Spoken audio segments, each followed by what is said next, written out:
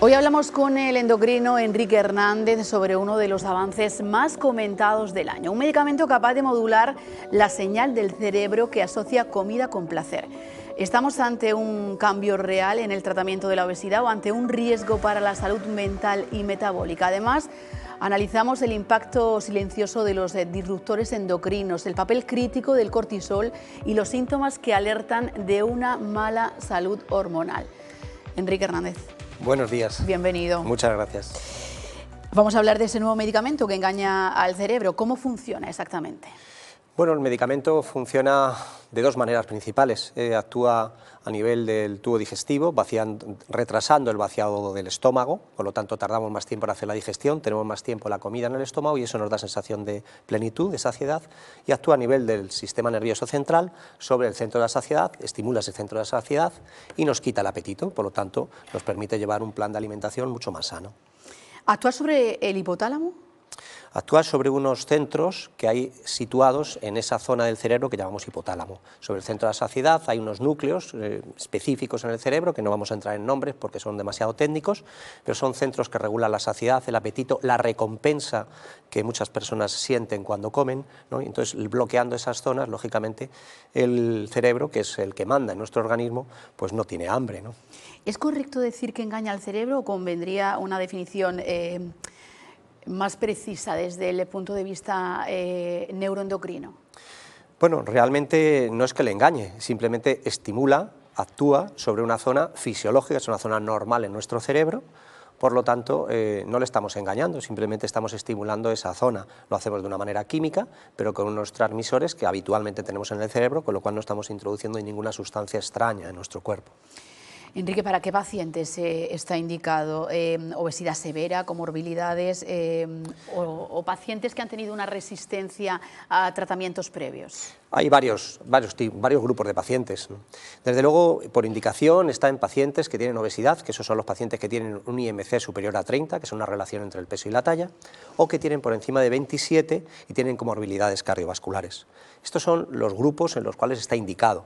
Pero luego hay muchos grupos terapéuticos, personas como tú me dices, ¿no?, que han hecho dietas o han hecho intentar perder peso y no lo han conseguido. Las mujeres en la época de la menopausia también es un grupo complejo y un grupo que necesita mucha ayuda. Es decir, hay distintos grupos, personas que van a entrar en tratamientos de diálisis, personas que tienen que realizar cirugías cardíacas o cirugías traumatológicas, ¿no?, que necesitan una pérdida de peso importante. Hay distintos grupos, ¿eh?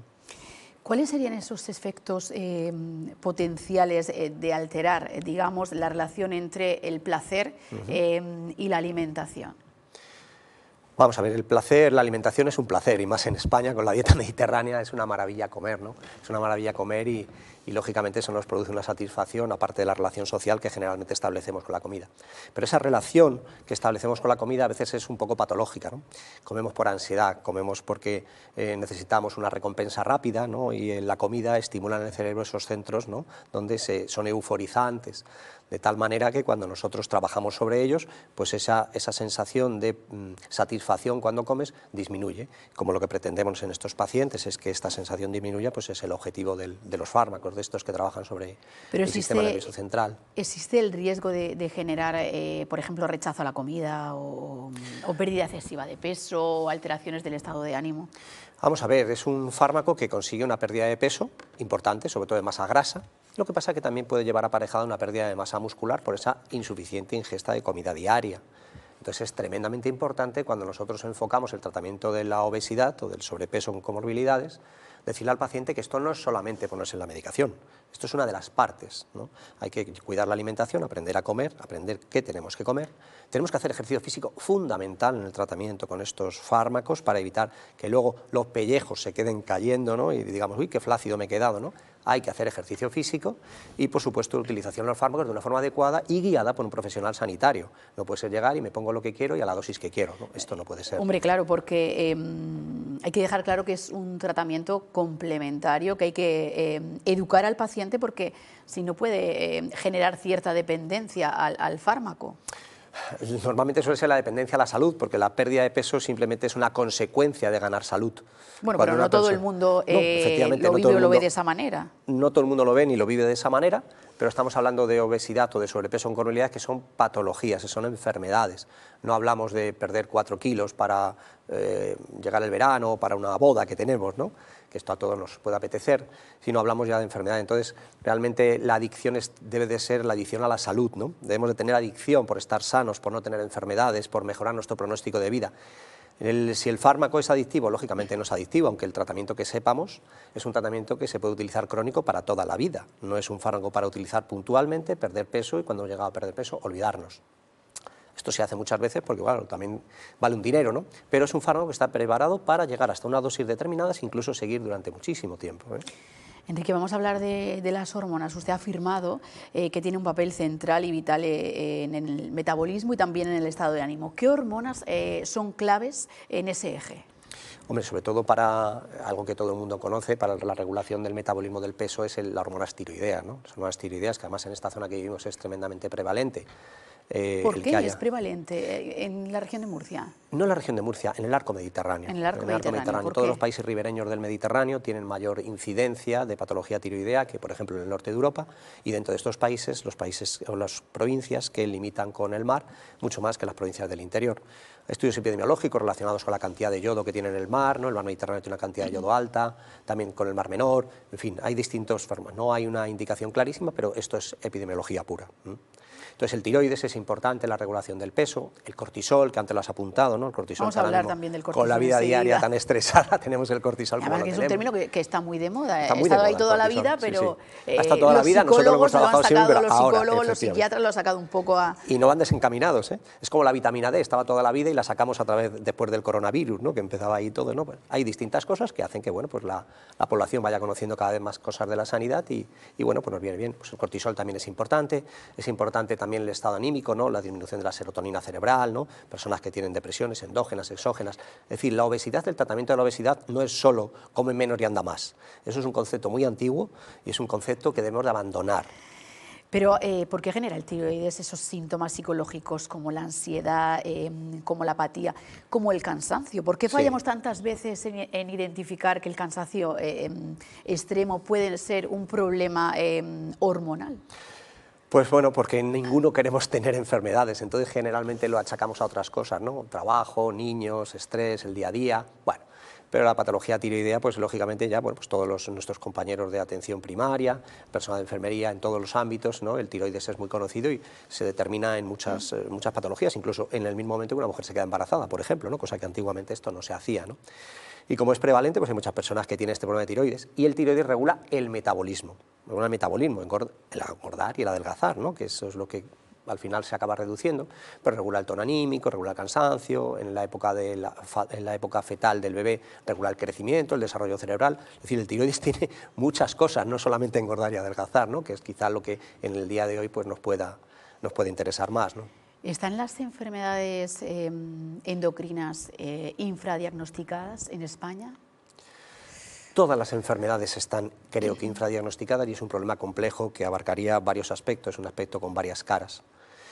Pero, gracias a Dios, cada vez hay más facultativos, cada vez hay más estudio, más conocimiento desde la universidad mismo. Endocrinología es una especialidad relativamente moderna, ¿no? Es una especialidad que todavía tiene mucho campo de desarrollo y, lógicamente, cada vez se va desarrollando más, pero sí que hay momentos, situaciones, determinadas poblaciones, grupos étnicos que a lo mejor todavía están un poquito infradiagnosticados y algunas cosas, como por ejemplo la obesidad, que todavía hay personas, incluso desde las autoridades sanitarias, no se considera una enfermedad como tal, ¿no?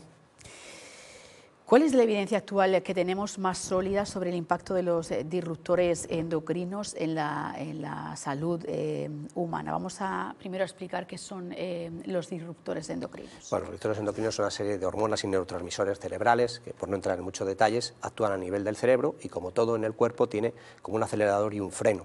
Entonces, cuando estos se descompensan, cuando los que tienen que producir una actividad no funcionan adecuadamente o funcionan en exceso, es cuando vienen las enfermedades, ¿no? Y concretamente los disruptores endocrinos relacionados con la patología hormonal o la patología metabólica, que es de lo que estamos hablando. ¿Qué sustancias son más peligrosas? ¿Los pesticidas?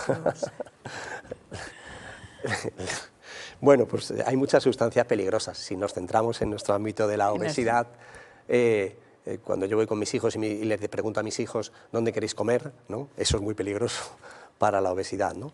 Entonces, sobre todo, pues los azúcares refinados, ¿no? Los azúcares refinados es un veneno para la obesidad, y los ácidos grasos saturados, esto es lo peor que hay para nuestro cuerpo, pero no solo para la obesidad, sino para todo nuestro metabolismo.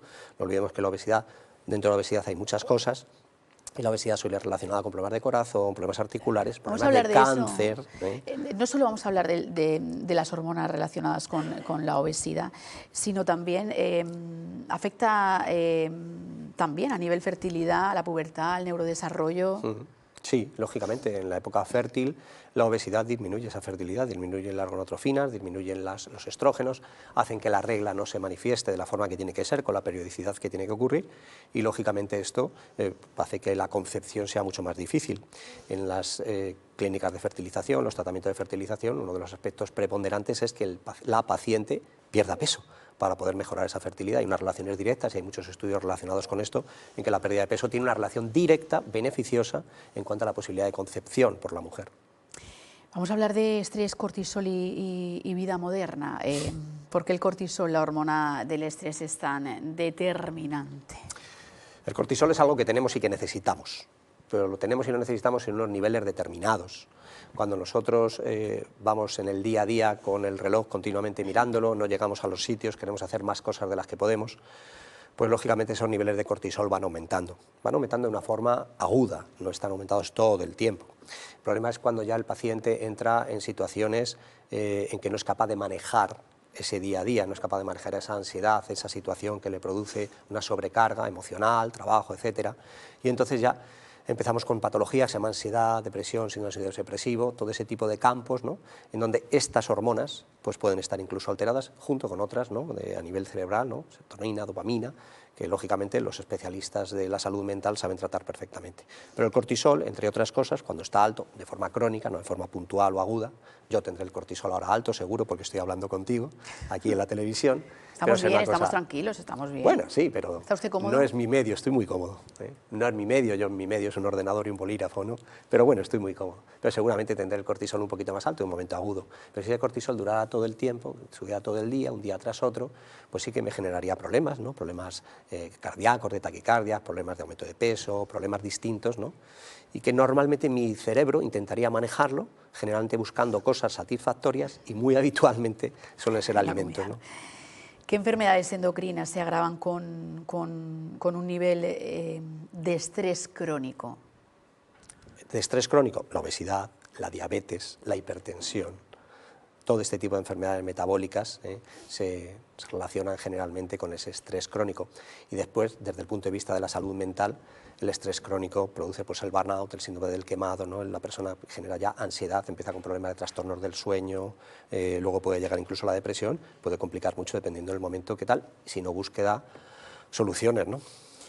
Enrique, ¿hasta qué punto el estilo de vida moderno, pantallas, hiperconectividad, horarios rotos, siempre corriendo, lo que decía, desregula la salud endocrina?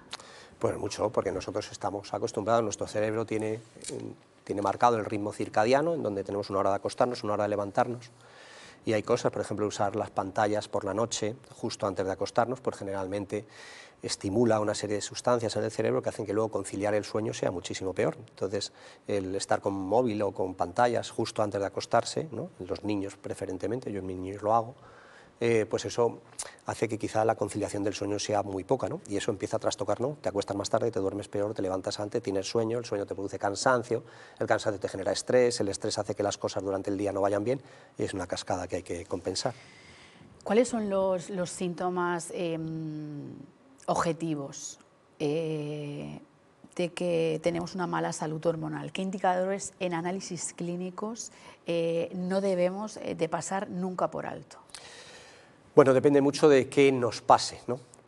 La alteración de la salud hormonal puede ir desde, por ejemplo, alteraciones de la fertilidad, alteraciones de la regla, ¿no?, que no venga adecuadamente, pueden producirnos alteraciones del cortisol, como hemos comentado, podemos producirnos alteración del tiroides también, es decir, hay varios sistemas hormonales que podrían verse afectados, no solamente por las situaciones de la vida, sino por enfermedades, puede ser genético, es decir, nosotros no estamos sustraídos de nuestros padres, ¿no? Nuestros padres nos pasaron un código genético, que en circunstancias de la vida determinadas pueden aflorar algunas enfermedades que tenemos ahí subyacentes, ¿no?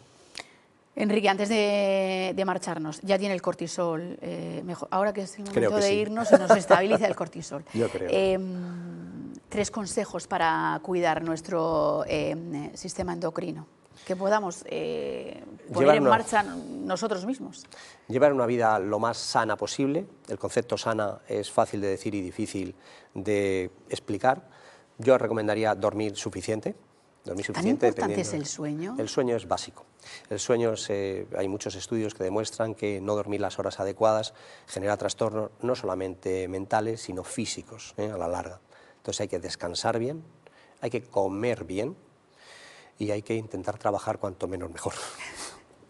¿Cuántas horas de sueño mínimo tenemos que...? Bueno, pues nosotros los adultos deberíamos de dormir por lo menos 7 o 8 horas de sueño y deberíamos de hacer aproximadamente unas 5 o 6 horas de ejercicio físico a la semana, combinando ejercicio aeróbico, ejercicio de fuerza. ¿Y cuánto hay que trabajar?